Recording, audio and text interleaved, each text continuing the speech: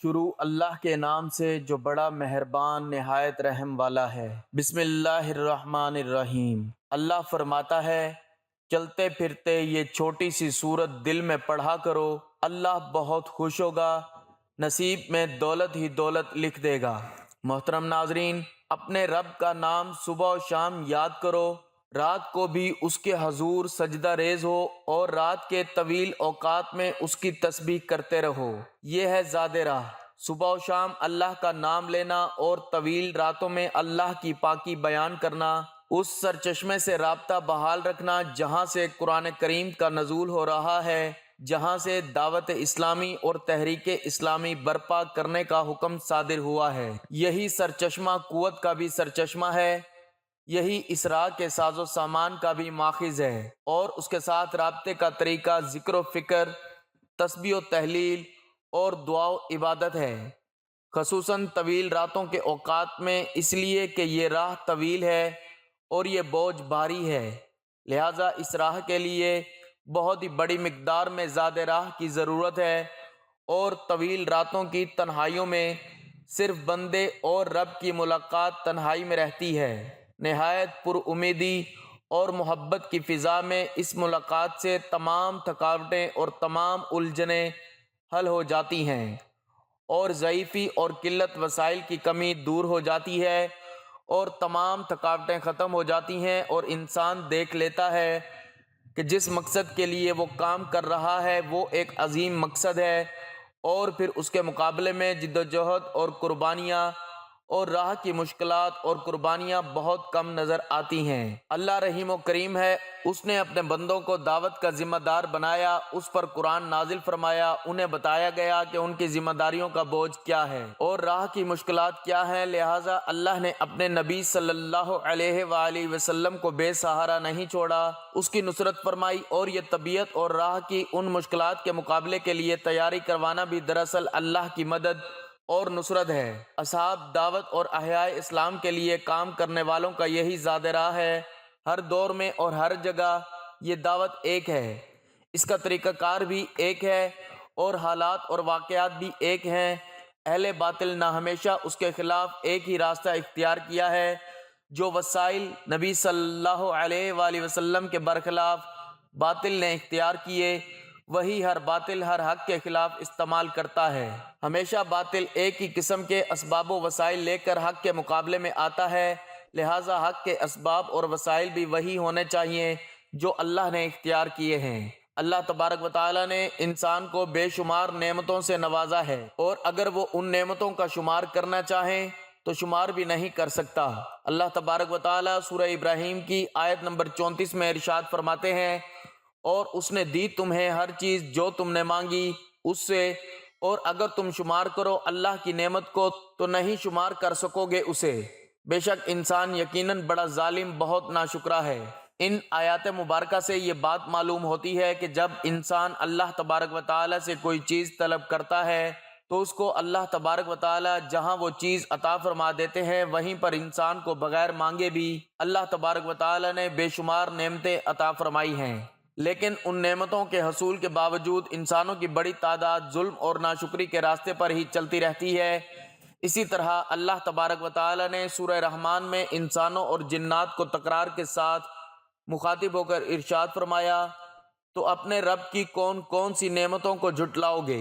سورۃ نحل کی آیت نمبر 53 سے 55 میں اللہ تبارک و تعالیٰ اسی حقیقت کو کچھ اس انداز میں یوں بیان فرماتے ہیں، اور جو تمہارے پاس کوئی نعمت ہے تو وہ اللہ کی طرف سے ہے، پھر جب پہنچے تمہیں کوئی تکلیف تو اسی کی طرف تم آہوزاری کرتے ہو، پھر جب وہ دور کر دیتا ہے تم سے تکلیف کو تو اچانک ایک گروہ تم میں سے اپنے رب کے ساتھ شریک بنانے لگتے ہیں تاکہ وہ ناشکری کریں ان نعمتوں کی جو ہم نے دی انہیں، سو تم فائدہ اٹھا لو، پس ان قریب تم جان لو گے۔ ان آیات مبارکہ سے بھی یہ معلوم ہوتا ہے کہ انسان کو جملہ نعمتیں اللہ تبارک و تعالیٰ ہی کی طرف سے حاصل ہوتی ہیں، اور اللہ تبارک و تعالیٰ اس کی تمام تکلیفوں کو بھی دور فرماتے ہیں، لیکن انسانوں کی ایک بڑی تعداد اللہ تبارک و تعالیٰ کی نعمتوں کی ناشکری کرتی رہتی ہے۔ قرآن مجید کے مطالعے سے یہ بات معلوم ہوتی ہے کہ اللہ تبارک و تعالیٰ ناشکری پر ناراض ہوتے ہیں، اور شکر گزاری پر اپنی نعمتوں کو بڑھا دیتے ہیں۔ چنانچہ سورہ ابراہیم کی آیت نمبر 7 میں ارشاد ہوا، اور اگر تم ناشکری کرو گے تو بلا شبہ میرا عذاب یقیناً بہت ہی سخت ہے۔ محترم ناظرین، جو شخص طلوع آفتاب سے لے کر رات تک یہ چھوٹی سی سورت دل میں پڑھتا رہے گا تو اللہ تعالیٰ اس سے بہت خوش ہوگا اور اسے وہ سب کچھ نوازے گا جس کی وہ خواہش رکھتا ہے۔ یہ بہت آسان سا عمل ہے، معجزات کو دیکھنے والا عمل ہے۔ یہی خاص عمل ہے جو دولت کو فوری طور پر غیبی طریقے سے آپ کے پاس لانے والا عمل ہے۔ ایسا عمل ہے کہ ایک دن لوگوں نے یہ وظیفہ پڑھا اور صبح رزق کی دولت سے مالا مال ہو گئے۔ گھر میں، کاروبار میں دولت کی ریل پیل ہو گئی۔ دولت کی برسات صبح سے ان کی زندگی میں شروع ہو گئی۔ دولت کی طوفانی بارش برس رہی ہے۔ پورے دن کسی بھی وقت یہ وظیفہ پڑھ کے معجزہ دیکھنا چاہتے ہو تو 5 منٹ کا یہ عمل کر کے آپ لوگ دیکھ لینا۔ تقدیر کے اگر بند تالے نہ کھل جائیں تو پھر مجھے کہنا۔ تقدیر ایسے طریقے سے کھلے گی کہ آپ لوگ خود مجھے کہو گے کہ ہمارا یہ مسئلہ پیسوں کا تھا، رشتوں کا تھا، تکالیف کا تھا، گھریلو جھگڑوں کا تھا، یا اس کے علاوہ چاہے جو بھی مسئلہ تھا وہ حل ہو گیا ہے۔ آج کا یہ عمل بہت ہی طاقتور عمل ہے، بے شک خود آزما کے دیکھ لو۔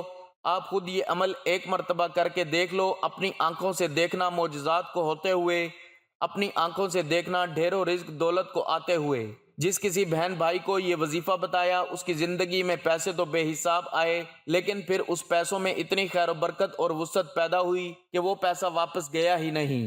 ناظرین، ایسے تو آپ لوگوں نے کوئی نہ کوئی عمل یا کوئی وظیفہ لازمی کیا ہوگا، آپ کو پیسے ملے ہوں گے۔ یہ نہیں کہہ رہا کہ نہیں ملے ہوں گے، آپ نے محنت اور کامل یقین سے کیا ہوگا تو آپ کو لازمی پیسے ملے ہوں گے، لیکن پھر کچھ وقت کے بعد، جیسے ہفتے یا مہینے بعد یا 2 مہینے بعد ختم ہو گئے ہوں گے۔ تو یہ وظیفہ ہے کہ پیسہ اگر ایک مرتبہ آپ کے پاس آ جائے تو پھر جانے کا نام ہی نہیں لے گا۔ اس پیسے میں انشاءاللہ خوب برکت ہوگی، پیسوں کو آپ سے محبت ہو جائے گی۔ یہ سمجھ لیں پیسہ آپ پر عاشق و مہربان ہو جائے گا۔ دولت کا اور پیسوں کا یہ بادشاہ عمل ہے، یہ بادشاہ وظیفہ ہے۔ اپنی زندگی میں جو بھائی بہن کہتے ہیں کہ ہمیں ڈھیروں پیسے چاہیے، غیبی مال و دولت چاہیے، فوری ڈھیروں رزق چاہیے، اگر تو ہم صبح کو یہ وظیفہ پڑھیں تو پھر شام کو رزق مل جائے، رات کو پڑھیں تو صبح سے پہلے ہی مل جائے۔ تو یہ وظیفہ آج ان تمام لوگوں کے لیے ہے جو ہمیشہ ایک شکایت کرتے ہیں کہ ہماری مالی پریشانی ختم نہیں ہو رہی، مالی مشکلات ختم ہونے کا نام ہی نہیں لے رہی۔ شوہر ہے وہ دہاڑی لگاتا ہے، دہاڑی بھی کبھی لگتی ہے تو کبھی نہیں لگتی، اگر جس دن لگ جائے تو 4 پیسے لے آتا ہے۔ وہ اتنے ہوتے ہیں کہ ایک وقت کا کھانا ہے تو دوسرے وقت بھوکے سو جاتے ہیں۔ تنگ دستی ہے، فاقے ہیں، غربت ہے، لاچاری ہے، رزق کی اور پیسوں کی کمی ہے، ان سب لوگوں کے لیے آج کا یہ وظیفہ ایک تحفہ ہے۔ ناظرین، آپ لوگوں کے لیے دعا مانگ رہا ہوں، آپ سب لوگ میرے ساتھ سچے دل سے آمین ضرور کہیے گا، آپ لوگوں کی تنگ دستیوں اور مشکلات کے لیے، کیونکہ یہ آمین کئی لوگ ایک ساتھ جب آمین کہتے ہیں نا، کسی ایک کی سچے دل سے نکلی ہوئی آمین میں بھی آپ کا کام ہو جاتا ہے۔ تو سب مل کر آمین ضرور کہیے گا۔ میں ایک چھوٹی سی دعا کروں گا تمام لوگوں کے لیے، خاص طور پر جو ویڈیو دیکھ رہے ہیں۔ اے اللہ، اے میرے پیارے اللہ پاک، جو بھائی بہن تنگ دست ہیں اور غریبی مفلسی میں جی رہے ہیں، ان کے پاس پیسے کی کمی ہے، رزق کی کمی ہے، مال و دولت کی کمی ہے، اولاد کی کمی ہے، یا اولاد تو ہے لیکن وہ فرما بردار نہیں، میرے مولا غیب سے ان کو ڈھیروں رزق عطا کر دے، ان کو دولت عطا کر دے، ان کے پاس اتنا پیسہ آ جائے کہ جو میرے بھائی بہن اس وقت ویڈیو کو دیکھ رہے ہیں ان کے پاس دولت اتنی آ جائے کہ وہ خود محلے بھر میں غریبوں اور مستحق لوگوں میں بانٹ بانٹ کر تھک جائیں، اور پھر بھی سمجھ نہ آئے کہ مزید مستحق افراد کہاں سے دیکھیں، لیکن دولت پھر بھی ختم نہ ہو۔ اے میرے اللہ پاک، جو لوگ پریشان حال ہیں، اے میرے مولا پاک، تو ان کی بھی مدد کر دے، تمام دنیا کے مسلمانوں کی مدد کر دے، آمین۔ اے اللہ پاک، ہم نے جو کچھ بھی مانگا ہے وہ سب کچھ ہمیں اپنے فضل و کرم سے عطا کر دے، اور جو نہیں بھی مانگ سکے وہ بھی ہمیں عطا کر دے، آمین ثم آمین۔ میرے بھائیو، آمین لازمی کہیے گا۔ ناظرین، یہ وظیفہ آپ نے اللہ تعالیٰ پر پورا یقین اور اپنے اللہ سے امید رکھتے ہوئے کرنا ہے۔ کسی بھی صورت آپ کو مایوس نہیں ہونا، کیونکہ اچھے اور برے حالات ہمیشہ کے لیے نہیں ہوتے، اس لیے آپ نے نا امیدی کا شکار نہیں ہونا، کیونکہ زندگی بھی عجیب ہے، کبھی کبھی یہ اتنی خوبصورت لگتی ہے کہ جی چاہتا ہے کہ ہمارا ناتا ہمیشہ کے لیے زندگی سے جڑا رہے، کبھی بھی یہ ناتا نہ ٹوٹے، اور کبھی جب زندگی ہماری امیدیں اور توقعات پوری کرنے میں ناکام رہتی ہے تو دل کرتا ہے کہ یہ زندگی جلد ختم ہو جائے، مگر یہ حقیقت ہے کہ دکھ اور درد میں وقت طویل سے طویل تر ہوتا جاتا ہے۔ اسی طویل سفر سے انسان ہار کر مایوسی کا شکار ہو جاتا ہے۔ انسان خود بھی سمجھ نہیں پاتا کہ آخر اس ساری صورتحال سے کیسے نمٹا جائے۔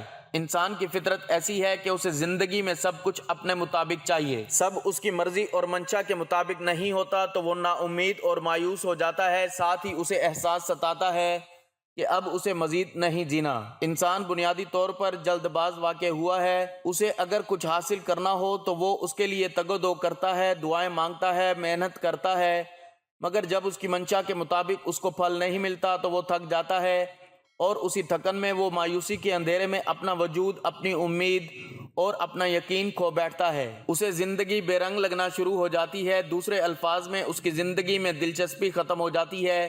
مگر یاد رکھیے کہ کچھ بھی ہمیشہ کے لیے نہیں ہوتا۔ وقت کی ایک خوبصورتی ہے کہ یہ کبھی بھی ایک جیسا نہیں رہتا۔ مشکل ہو تو آسانی بھی مل ہی جاتی ہے۔ حالات چاہے جتنے بھی کٹھن ہوں، مشکلات کے بادل جتنے بھی کالے کیوں نہ ہوں، آسانی کی صبح کا سورج ضرور طلوع ہوتا ہے۔ نہ دکھ سدا رہتا ہے اور نہ سکھ، ایسے ہی ناکامی اور کامیابی بھی ہمیشہ کے لیے نہیں ہے۔ اس لیے سب سے اہم بات یہ کہ انسانوں کو کبھی بھی مایوس نہیں ہونا چاہیے، بلکہ مشکلات کے آنے پر مایوسی کے اندھیروں میں بھی امید اور یقین کا چراغ جلاتے رہنا چاہیے، کیونکہ اگر انسان مایوسی کے اندھیرے میں امید کا چراغ جلاتا ہے تو اس کی روشنی انسان کے وجود کو منور کر دیتی ہے۔ اس روشنی سے انسان باطنی اور ظاہری طریقے سے مزید مضبوط ہو جاتا ہے۔ وہ سمجھ جاتا ہے کہ یہ ناکامیاں اور مشکل وقت سب عارضی ہے۔ وہ اس حقیقت سے آشنا ہو جاتا ہے کہ یہ زوال، یہ مشکلات سب انسان کی ہمت کو جانچنے کے لیے قدرت نے پیمانے بنائے ہوئے ہیں، کیونکہ یہ بھی حقیقت ہے کہ انسان اپنی فتح اور کامیابی سے اتنا مضبوط نہیں ہوتا جتنا وہ اپنے زوال اور ناکامی سے مضبوط ہوتا ہے۔ حقیقت میں مشکل اور نامساعد حالات میں انسان کو اپنی خود کی پہچان ہوتی ہے، اور اسی عمل میں اسے اپنے وجود کا ادراک ہوتا ہے۔ انسان اپنی چھپی ہوئی خوبیوں کو جانچنے کے لیے مزید مضبوط ہوتا جاتا ہے۔ اسے اپنے سے وابستہ رشتوں کی پہچان بھی ہوتی جاتی ہے۔ وہ آسانی سے جان لیتا ہے کہ کون اس کے ساتھ مخلص ہے اور کون نہیں۔ انسان کے لیے مشکل وقت گزارنا بہت مشکل ہوتا ہے، اور اس وقت کو مزید مشکل انسان کے اپنے منفی خیالات بناتے ہیں۔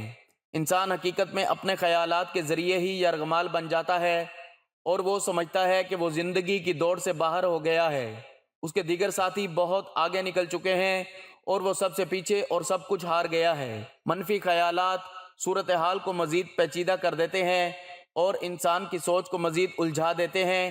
اس لیے اگر مشکل حالات آ جائیں تو سب سے پہلے اپنے خیالات کو مثبت رکھیں۔ یہی کوشش کرنی چاہیے کہ جو کچھ زندگی میں بہتر حاصل کیا اسی کو یاد رکھا جائے، تاکہ یہ محسوس کیا جا سکے کہ زندگی آپ پر کتنی مہربان رہی ہے، اور اسی سوچ سے امید پیدا ہوگی کہ اس بار بھی زندگی مہربانی ہی کرے گی۔ ساتھ میں یہ سوچ بھی مضبوط رکھنی چاہیے کہ ہر طوفان آپ کی زندگی کو تباہ کرنے کے لیے نہیں آتا، کچھ طوفان آپ کے راستے صاف کرنے کے لیے بھی آتے ہیں۔ امید کے ساتھ ساتھ یقین بھی ہونا چاہیے کہ جس رب نے اس دنیا میں بھیجا ہے وہ کبھی بھی ہم سے غافل نہیں ہوتا۔ اللہ نے قرآن میں بھی انسان سے کچھ وعدے کیے ہیں، اور بے شک اس کے سب وعدے سچے ہیں۔ قرآن پاک میں ہے کہ ہر مشکل کے بعد آسانی ہے، پھر فرمایا کہ انسان کی ہمت سے زیادہ اس پر بوجھ نہیں ڈالا جاتا۔ اس لیے انسان جب امید اور یقین کا دامن تھام لیتا ہے تو یہ احساس اس کے وجود میں گھر کر جاتا ہے کہ امید اور یقین ہی وہ واحد سہارے ہیں جن کے ذریعے وہ اپنے مشکل اور ناپسندیدہ حالات سے نبرد آزما ہو سکتا ہے۔ حقیقت میں امید اور یقین کا چراغ بہت ہی خوبصورت اور قیمتی چیز ہے۔ یقین جانیں یہ چراغ ایسا ہے کہ جو کسی بھی مردہ وجود اور بے جان خواہشات کے اندر ایک نئی روح پھونک دیتا ہے۔ اس چراغ کی روشنی اتنی خوبصورت اور معطر ہے کہ انسان اس کی خوشبو سے خود کو پرنور محسوس کرتا ہے، کیونکہ اس کی روشنی اپنے اندر ایک خاص جادوئی طاقت رکھتی ہے، اور اسی جادوئی طاقت کے ذریعے انسان کی سب مایوسی اور پریشانی ختم ہو جاتی ہے۔ اس لیے مشکل حالات کو اپنے رویے سے مشکل ترین نہ بنائیں، بلکہ امید اور یقین کو تھام کر رکھیں گے تو ہر مشکل سفر بآسانی کر سکیں گے۔ قرآن پاک میں ارشاد ہوا، ترجمہ: تم فرماؤ اے میرے وہ بندو جنہوں نے اپنی جانوں پر زیادتی کی، اللہ کی رحمت سے نا امید نہ ہو، بے شک اللہ سب گناہ بخش دیتا ہے، بے شک وہی بخشنے والا مہربان ہے۔ اس میں اللہ تعالیٰ نے اپنے بندوں پر کامل رحمت، فضل اور احسان کا بیان فرمایا ہے۔ چنانچہ ارشاد فرمایا کہ اے حبیب صلی اللہ تعالی علیہ وآلہ وسلم آپ فرما دیں کہ اللہ تعالیٰ ارشاد فرماتا ہے، اے میرے وہ بندو جنہوں نے کفر اور گناہوں میں مبتلا ہو کر اپنی جانوں پر زیادتی کی، تم اللہ تعالیٰ کی رحمت سے مایوس نہ ہونا اور یہ خیال نہ کرنا کہ ایمان قبول کر لینے کے بعد سابقہ کفر و شرک پر تمہارا مواخذہ ہوگا۔ بے شک اللہ تعالیٰ اس کے سب گناہ بخش دیتا ہے جو اپنے کفر سے باز آئے اور اپنے گناہوں سے سچی توبہ کر لے۔ بے شک وہی گناہوں پر پردہ ڈال کر بخشنے والا اور مصیبتوں کو دور کر کے مہربانی فرمانے والا ہے۔ اس آیت کے شان نزول کے بارے میں متعدد روایات ہیں، ان میں سے ایک یہ ہے، حضرت عبداللہ بن عباس رضی اللہ تعالیٰ عنہما فرماتے ہیں، مشرکوں کے کچھ آدمیوں نے بارہا قتل و زنا کا ارتکاب کیا تھا۔ یہ لوگ نبی کریم صلی اللہ علیہ وآلہ وسلم کی بارگاہ میں حاضر ہوئے اور کہنے لگے کہ جو کچھ آپ فرماتے ہیں وہ باتیں تو بہت اچھی ہیں، لیکن ہمیں یہ تو معلوم ہو جائے کہ کیا ہمارے اتنے سارے گناہوں کا کفارہ ہو سکتا ہے۔ اس پر یہ آیت نازل ہوئی، اور وہ جو اللہ کے ساتھ کسی دوسرے معبود کی عبادت نہیں کرتے اور اس جان کو ناحق قتل نہیں کرتے جسے اللہ نے حرام فرمایا ہے اور بدکاری نہیں کرتے، تو یہ آیت نازل ہوئی۔ ترجمہ: تم فرماؤ اے میرے وہ بندو جنہوں نے اپنی جانوں پر زیادتی کی، اللہ کی رحمت سے مایوس نہ ہونا، اس لیے ہمیں اللہ تعالیٰ کی رحمت اور مغفرت سے مایوس نہیں ہونا چاہیے۔ اس آیت سے معلوم ہوا کہ بندے سے اگرچہ بڑے بڑے اور بے شمار گناہ صادر ہوئے ہوں، لیکن اسے اللہ تعالیٰ کی رحمت اور مغفرت سے مایوس نہیں ہونا چاہیے، کیونکہ اللہ تعالیٰ کی رحمت بے انتہا وسیع ہے اور اس کی بارگاہ میں توبہ کی قبولیت کا دروازہ تب تک کھلا ہے جب تک بندہ اپنی موت کے وقت گرگرہ کی حالت کو نہیں پہنچ جاتا۔ اس وقت سے پہلے بندہ جب بھی اللہ تعالیٰ کی بارگاہ میں اپنے گناہوں کی سچی توبہ کر لے گا تو اللہ تعالیٰ اپنے فضل و رحمت سے اس کی توبہ قبول کرتے ہوئے اس کے سب گناہ معاف فرما دے گا۔ اللہ تعالیٰ کی رحمت اور مغفرت کی تو کیا بات ہے۔ چنانچہ حضرت انس بن مالک رضی اللہ تعالیٰ عنہ سے روایت ہے، نبی اکرم صلی اللہ علیہ وآلہ وسلم نے فرمایا، اللہ تعالیٰ ارشاد فرماتا ہے، اے انسان جب تک تو مجھ سے دعا کرتا اور امید رکھتا رہے گا میں تیرے گناہ بخشتا رہوں گا، چاہے تجھ میں کتنے ہی گناہ ہوں، مجھے کوئی پرواہ نہیں۔ اے انسان اگر تیرے گناہ آسمان تک پہنچ جائیں پھر تو بخشش مانگے تو میں بخش دوں گا، مجھے کوئی پرواہ نہیں۔ اے انسان اگر تو زمین بھر گناہ بھی میرے پاس لے کر آئے لیکن تو نے شرک نہ کیا ہو تو میں تمہیں اس کے برابر بخش دوں گا۔ اس آیت کا مفہوم مزید وضاحت سے سمجھنے کے لیے امام غزالی رحمۃ اللہ تعالی علیہ کا یہ کلام ملاحظہ فرمائیں، جو شخص سر تا پاک گناہوں میں ڈوبا ہوا ہو، جب اس کے دل میں توبہ کا خیال پیدا ہو تو شیطان اس سے کہتا ہے کہ تمہاری توبہ کیسے قبول ہو سکتی ہے، وہ یہ کہہ کر اسے اللہ کی رحمت سے مایوس کر دیتا ہے۔ تو اس صورت میں ضروری ہے کہ مایوسی کو دور کر کے امید رکھے اور اس بات کو یاد کرے کہ اللہ تعالیٰ تمام گناہوں کو بخشنے والا ہے، اور بے شک اللہ تعالیٰ کریم ہے جو بندوں کی توبہ قبول کرتا ہے۔ نیز توبہ ایسی عبادت ہے جو گناہوں کو مٹا دیتی ہے۔ انشاءاللہ وہ آپ کے حالات ضرور بدلے گا اور آپ کی تمام مصیبتیں اور پریشانیاں دور کر دے گا، کیونکہ اللہ تعالیٰ کی رحمت بے مثال ہے۔ حضرت عبداللہ بن عباس رضی اللہ تعالیٰ عنہ سے روایت ہے کہ رسول اللہ صلی اللہ علیہ وآلہ وسلم نے فرمایا، اللہ تعالیٰ نے اپنے فرشتوں کو نیکیاں اور برائیاں لکھنے کا حکم دیا، اس طرح کہ جو شخص نیکی کا ارادہ کرے اور اس پر عمل نہ کر سکے تو اللہ تعالیٰ اسے ایک پوری نیکی شمار کر لیتا ہے، اور جو شخص نیکی کا ارادہ کر کے اس پر عمل کرے اس کے حساب میں ایک نیکی کے بدلے 10 نیکیاں بلکہ 700 نیکیاں اور اس سے بھی زیادہ لکھی جاتی ہیں۔ اور جو شخص برائی کا ارادہ کرے اور برائی کو عمل میں نہ لا سکے اللہ کے خوف سے یا کسی اور وجہ سے، تو خداوند تعالیٰ اپنے ہاں اس کے حساب میں ایک پوری نیکی لکھ دیتا ہے، اور جو شخص برائی کا ارادہ کر کے اسے عمل میں بھی لائے تو صرف ایک برائی اس کے نامہ اعمال میں لکھی جاتی ہے۔ اللہ تعالیٰ جس طرح اپنی ذات میں بے مثل اور بے مثال ہے، اسی طرح اس کی ہر صفت ازلی و ابدی اور لامحدود ہے، تاہم اس کی صفت رحمت سب سے بڑھ کر ہے۔ قرآن مجید میں ارشاد ہے، میری رحمت وسیع ہے ہر شے پر۔ حاملین عرش مومنین کے حق میں اللہ کے حضور بخشش کی دعا کرتے وقت کہتے ہیں، اے پروردگار تیری رحمت ہر چیز پر پھیلی ہوئی ہے، بس تو بخش دے ان لوگوں کو جو توجہ کریں۔ اللہ تعالیٰ اپنے بندوں پر مہربان ہے وہ اپنے بندوں کی خطائیں معاف کرنا چاہتا ہے اور نیک کاموں پر زیادہ سے زیادہ ثواب دیتا ہے۔ ارشاد باری تعالیٰ ہے، جو کوئی ایک نیکی لاتا ہے اس کے لیے 10 گنا اجر ہے، اور جو کوئی ایک برائی لاتا ہے تو اسے بس اس کی جزا ملے گی اور لوگوں پر ظلم نہیں کیا جائے گا۔ اللہ تعالیٰ اپنے بندوں پر بے حد مہربان ہے، بس اس کی رحمت کا دروازہ کھٹکھٹانے کی ضرورت ہے۔ ایک حدیث میں ہے کہ اللہ تعالیٰ کے پاس 100 رحمتیں ہیں، ان میں سے ایک رحمت اس نے جن، انسان، چوپایوں اور زہریلے جانوروں میں بھیجی ہے۔ اس کی رحمت کے سبب وہ آپس میں پیار، محبت اور مہربانی کرتے ہیں، جبکہ 99 رحمتوں کو اللہ تعالیٰ نے قیامت کے لیے اٹھا رکھا ہے کہ وہ ان سے اس دن اپنے بندوں پر رحم کرے گا۔ ناظرین، وقت کی نزاکت کو مد نظر رکھتے ہوئے اب ہم وظیفے کی طرف چلتے ہیں۔ کوئی بھی وظیفہ شروع کرنے سے پہلے درود پاک لازمی پڑھا کریں، کیونکہ درود پاک پڑھنے کی بہت فضیلت اور برکات ہیں۔ درود پاک پڑھتے رہنے سے انسان کی دنیا اور آخرت دونوں سنور جاتے ہیں۔ تو سب سے پہلے 11 مرتبہ درود پاک پڑھنا ہے۔ درود ابراہیمی جو نماز کے اندر بھی پڑھا جاتا ہے وہ درود پاک پڑھ لیں، ایک مرتبہ میرے ساتھ بھی پڑھ لیں تاکہ ثواب ہو۔ اللہم صلی علی محمد وعلی آل محمد کما صلیت علی ابراہیم وعلی آل ابراہیم انک حمید مجید۔ اللہم بارک علی محمد وعلی آل محمد کما بارکت علی ابراہیم وعلی آل ابراہیم انک حمید مجید۔ یہ درود پڑھنے کے بعد آپ نے سورۃ اخلاص پڑھنی ہے۔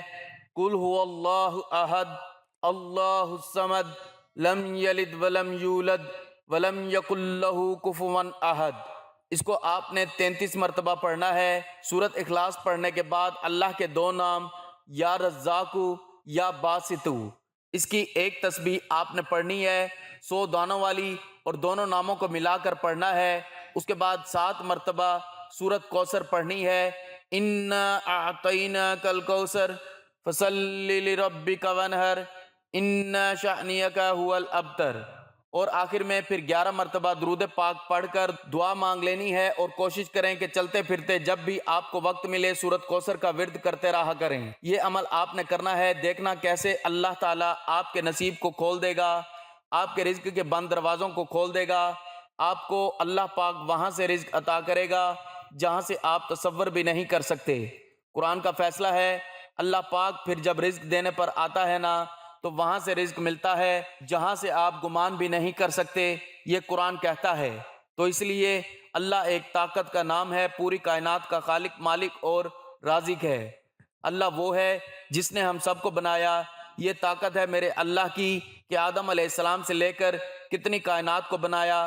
18,000 مخلوقات ہیں اس کائنات میں، اور ساری مخلوقات میں سب سے افضل، سب سے اعلیٰ انسان ہے۔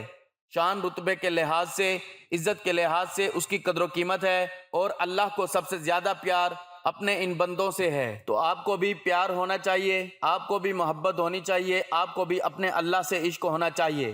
دنیا میں ایک دوسرے سے لوگ کرتے ہیں، یہ جھوٹا ہے۔ اصل وہ ہے جس سے منزل ملتی ہے۔